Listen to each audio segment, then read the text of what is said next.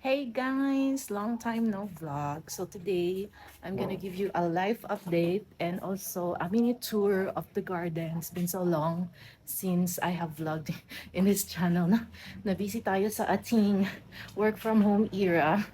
Ayan, wala tayong tulog and dami kong pimples. But we're still homeschooling, we're still gardening, and this is the life update. So we are gardening here sa garden. And while we're doing that, they're still homeschooling. Hey guys, show me what you're homeschooling. How many pages na? Oh, very good. How about you, Kuya? Kuya, what grade are you na? 1, 2, And you are grade what? What grade are you? 1. You're grade 1. Yeah, 100. Very good. Oh, Kuya, you're almost finished. Show me. I'm looking at your book. Showing it in my video. No, don't do it. Don't do that. Okay, just finish it, please. Oh, do it na. Do it. Do it. Kuya, do it. Do it. 9. So we're here at the third floor and this is how the garden looks like so far. Yeah. So, ang dami nang nangyari. Ang laki na ni Splendid. Malaki na rin si Jose Bueno. And this is where all my big plants live. Yeah, Mexicana, fiddle fig, and this one. So right now, ang task ko is nag-repot lang ako nitong mga to. And itong dragon fruit na binigay sa atin, nirepot ko with a succulent mix. Loam soil and pumice. And yun yung iba ko pang pinapadry na dragon fruit. Tapos on this corner are pretty plants na malalaki na rin. Meron tayong ganyan, hindi ko alam yung pangalan. And itong parang ito. Kuha ko lang sa marketplace. But the gloriosum is there, so nice. And yung araucaria. And ngayon, ang ginagawa ko lang is I'm cleaning the leaves of fiddle fig using like 1 pail of water and drops of neem oil and hydrogen peroxide. Yun. So, nag-collect ako ng rainwater dun sa mga ganda magsa-sunset na. So, ito, rainwater to. Medyo malabo lang siya, but it's parang distilled water ang equivalent niyan. Naluan ko ng neem oil and yung peroxide. Kasi tingnan nyo, leaf shiner na rin kasi yung neem oil. Tapos parang nag-ano siya, kukulubot, hindi ko alam. Sakto naman to sa water. Kakaripat ko lang kasi. And ito yun siya, itsura niya after. After na malinisan. So, tingnan nyo, before, after. Okay, so what I use is this old loofah gloves. I use it, binabasa ko lang siya dito sa mixture ng neem oil. And then, I will clean the leaves here. It's so relaxing, guys. Yeah. So relaxing. And, ayun. Malilinis na siyang ganyan. And, hindi na rin siya yung parang dusty tingnan. Hopefully, mag-shine din siya. So, ang dami ko kasing big leaf plants here na ganito. Kailangang maintenance yung paglilinis sa kanila. Hindi sila makapag-photosynthesize ng maayos pag maalikabok sila. Kaya, ayan, dinadust-dust ko din sila. Spa day. And dito, ang dami pang ibang plants na kailangang ipaspa. Ayan. Ito si Mexicana. Ayan. And ito yung fiddle fig ko na talagang nag-grow talaga super big. Ayun na siya, malapit na siya sa bubong. So this is the third floor area garden. Sa second floor, nandun na lahat ng aking mga pinopropagate. Ito si Billy Yay. Ayan, nakakatuwa. Dami ko ng mga anak. Ayan. Aside from the Junakis there, mga plant babies. Ito si Royal Queen. Nilagyan ko siya ng parang bamboo stick sa likod. Ito, kailangan talaga itong maintenance kasi nagpuputi-puti-puti talaga to pag hindi mo siya nilinis. So yeah, let's do that task. Ito pala yung dragon fruit. Ganito ko siya pero no pag-gate. Ayan. Kinat ko siya ng paganyan sa taas. Like mga 6 to 4 to 6 inches. You're done? Okay. Tapos pinadry ko siya ng matagal, ng 7 to 10 days. Bago ko siya tusok dito sa lupa. So, ito na yon. Kailangan niya full sun, tapos natutuyo bago diligan. So, nakabox siyang ganito kasi sa baba ko to tatanim kung saan maraming sun. Pakita ko sa inyo mamaya yung transformation ng ating first floor balcony. Sobrang laking difference. You done? Yay! Done na daw siya. You done with your 5 pages for today? Yeah. Show me. I did this and 1, this 2, and this 3, and 4, this and this. 5. Go back one more page. Back one more page. The lemons. Did you answer the lemons? Oh, very good. Okay, you're free to go. Goodbye. Goodbye. See you again tomorrow. Tomorrow again. Leave your pencil there. The table. Goodbye. Say bye to the vlog. Bye. Bye, vlog. How about you, Kuya? You're almost done? Almost. So, guys, this is my plant. Si Fiddle Fig. Na ilang beses nang muntika mamatay. Tatlo yan sila. Isa, dalawa, tatlo. Yun yung reserve plant ko nung after ng muntika mamatay itong dalawa. Bumili ako ng bago. Siya yung mas nag-thrive. Mas malaki na siya compared dito sa dalawa. So, I wipe the leaves and it's so shiny na. Yan, we're halfway there. Pero alam niyo naman yung mga task natin, hindi natin magawa ng tuluyan kasi ang daming commercial. Commercial, speaking of commercial, yung mga nag-aaral. Tapos yan. So, yung neem oil, may pesticide na rin siya and leaf shiner na rin siya. So, maganda talaga siya sa plant. Patak-patak lang per 1 liter. 1 milliliter isang patak per 1 liter and that's it. Hindi ko alam kung bakit nagko-curl to. I don't know. We're gonna get to the bottom of this. Basa pa naman siya kasi kakadilig ko lang ito ng isang araw. Tapos yan, minumove ko lang siya ng other side kasi parang naglilin sa other side siya. So, nandito yung sun sa bubong. Kaya, iniikot ko siya para pantay yung pag-grow niya. And, after this, we're gonna do some more planty chores. Kaya, let's finish cleaning this up.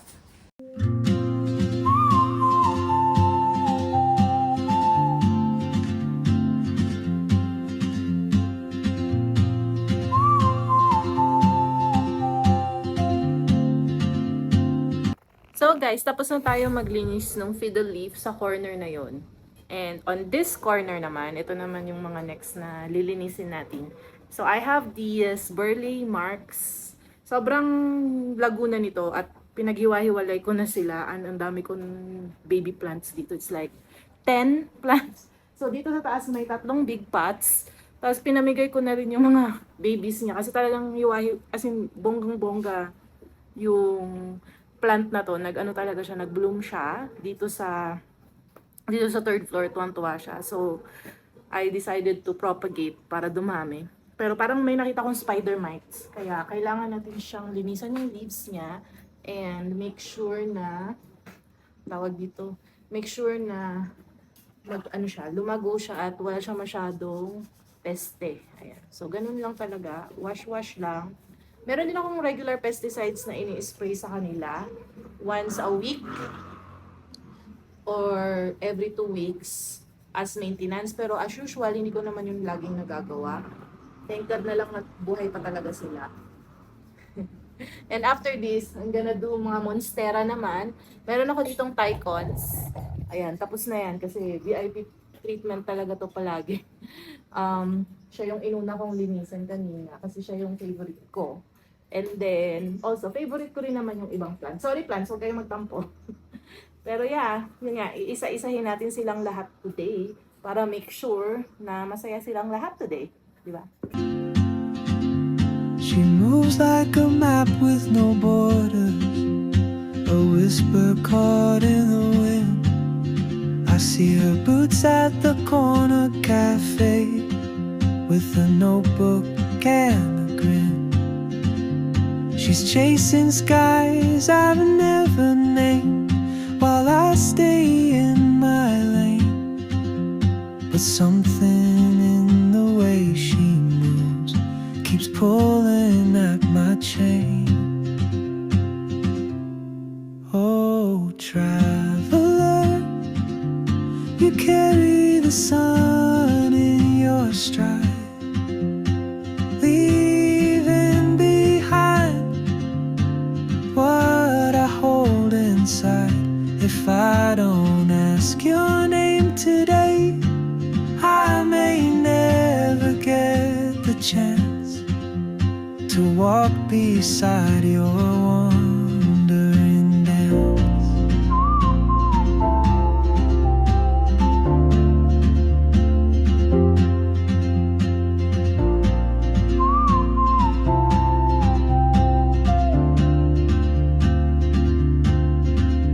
She hums a tune I've never heard in languages I can't speak.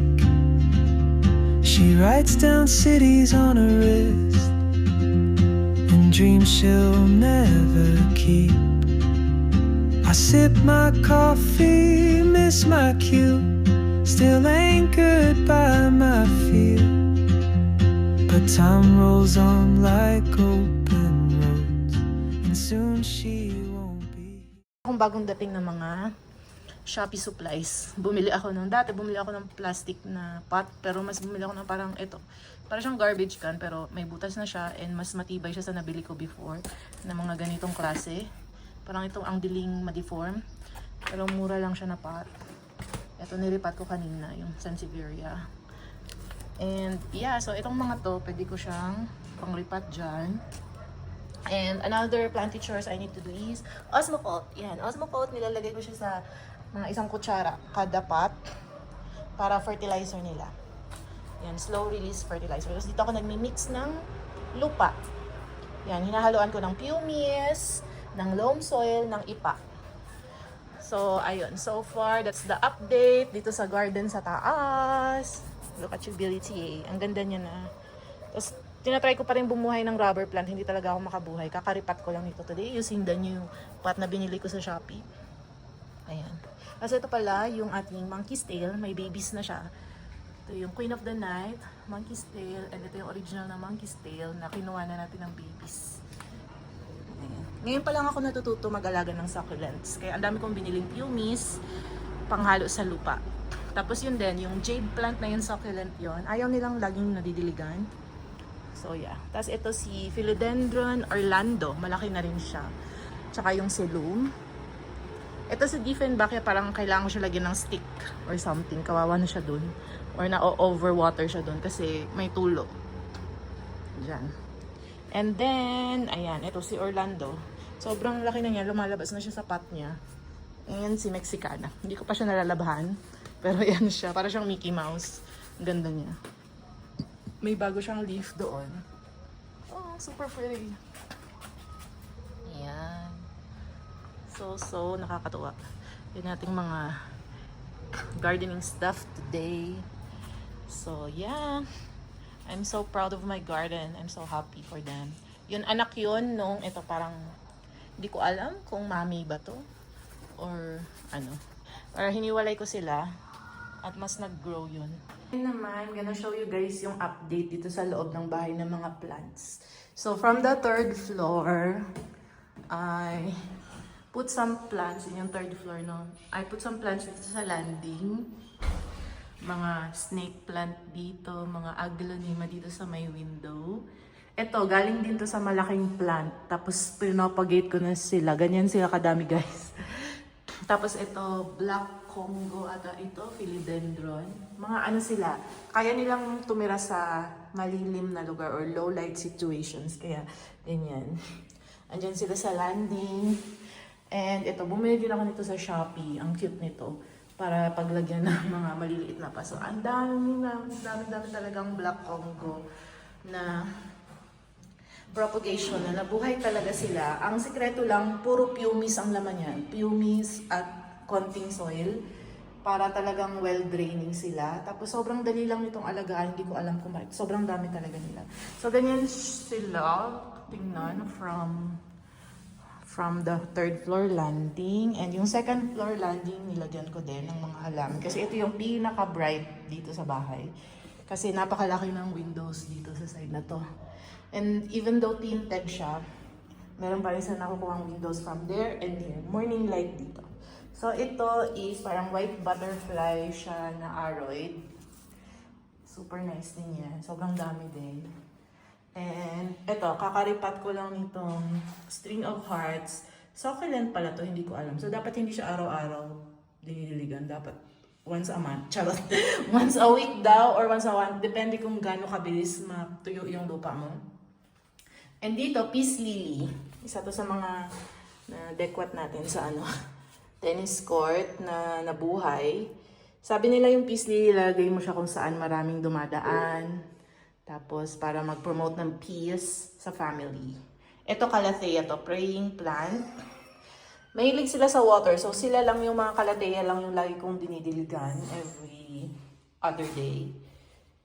Para hindi ma-over. Pero lumaki to ng sobra guys. From maliit lang to na cuttings or na mga pinagbubunot ko sa garden ng iba. Mga public garden. Tapos, tumubo siya. Kaya ang dami ko ng pots nito ngayon. Tapos nilagay ko rin siya sa labas na garden. Ito, more black Congo philodendron. More. And ito, isa din to sa mga nabunot ko lang. Louisiana ata to. Tapos, gustong-gusto nitong praying plant na to ng rainwater or distilled water. Naiwan ko siya sa may labas kung saan lagi siyang nauulanan. At lumaki talaga siya. So, ang dami ko din pots niyan. 3 ata. Hiniwalay ko na siya, tapos in-upgrade ko rin yung pots. Tapos, sa next landing naman natin, we still have the calathea there na parang zebra. Oh, umila! Wow! Nagpapasikat siya sa vlog. Meron din akong snake plants. So, yung mga praying plant lang yung laging dinidiligan. Itong aglonema, tsaka itong snake plant, once a month or twice a month. Ayaw talaga nila ng tubig. So, wag mo silang babasain all the time. So, yun ang update dito. And sa loob ng bahay talagang madilim. Kaya yung mga magsasurvive lang sa dilim yung nilalagay ko doon. Before tayo bumaba, hi sa Ju! Ito naman ang update dito sa garden, sa balcony, second floor balcony. Ito lahat ng aking mga propagations. So, ayan, nagpropagate tayo ng mga string of bananas. Ayan, maliliit na aglonema. Spider plant, kasi pwede pala to sa low light. Ngayon ko lang din Ito, Philodendron micans. Kabatch nito yung Melano something na malaki sa taas pero hindi talaga siya lumaki. Kaya nag-cut ako kasi naputol to ng bagyo and nag-propagate tapos yun nilagay ko sa pot na ito para hindi ko alam, hindi pa siya tumutubo talaga. Medyo mailap to sa akin. Etong Standelaria monstera, kinat ko din siya tapos propagate, ayun. Pina-propagate ko sila. Lahat ng mga cuttings ko, like ito si Mayo Ay, ayan, sa tubig. Dito sila, medyo maliwanag kasi sa side na to, lumipat yung araw, ayan, Standelaria, pinapapropagate. Tapos ito yung mga hindi talaga dapat basa araw-araw, kasi muntik na silang mamatay. Sila, root rot. So ayan, nire-rescue ko sila. Dito sila sa gitna para hindi sila mabasa pag nagdidilig ng ibang halaman. Ito, si Silvery Ann, lush na rin siya. Ito yung nakikita ko sa work area ko doon, nandun ako nag-work. Ito yung mga Monstera Adansonii na variegated. Sobrang ganda guys. Alam nyo ba naging stem na lang to? Tapos kinain kasi siya yung lahat ng leaves niya. Tapos stem na lang. Nilagay ko sa moss. Tapos yan, buti naman nabuhay pa ulit. So ngayon meron tayong 3 pots. Meron pa tong isa. Binigay ko na sa kapitbahay. Ficus. Nilagyan ko siya itong bilog na parang ikutan. Sa Shopee ko lang din nabili. And ito yung mga nabubuhay sa alocasia. Ay, sobrang cute. Yan, yung alocasia na yan. Mahilig sila sa tubig. Tapos itong mga sticks na ito nakikita nyo, bougainvillea. Nilipat ko sila dito kasi hindi na sila naaarawan. So hopefully lumago pa sila. Ito rin, si San Francisco Croton. Kailangan niyang maraming araw. And as you can see, nag-install ako ng ganito. Kasi sobrang maaraw na talaga dito. Sobrang lakas na ng araw. Dito lahat ng ating propagations. Ayan, meron din tayong pa-Christmas light dyan.